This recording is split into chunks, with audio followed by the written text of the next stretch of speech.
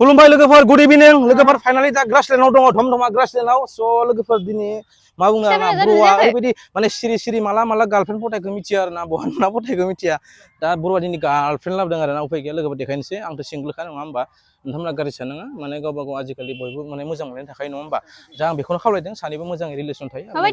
आरो हेलो गोनां गोबां हेलो गोन बिसोरखौ हा थांना थासान्दि आरोना अके लोगोफोर दा आं ग्रासलेन्डआव दङ स' ब्र'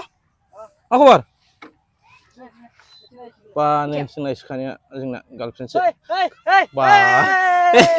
ब्र'आ बा गाइस ग्रासलेन्डआव दं आरो धमधमा दुबाइ जों खालि जेराव जों लोगो मोनना yes जों फैखायो लोगोफोर yes हाय सानैखौ एसे सोंनि बा नै हिर'आ नै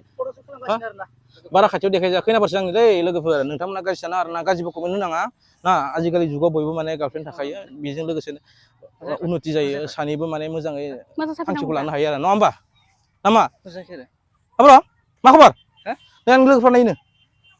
नोंनि गार्लफ्रेन्डखौ लोगोफोर देखायथ'ला ना गार्लफ्रेन्डखौ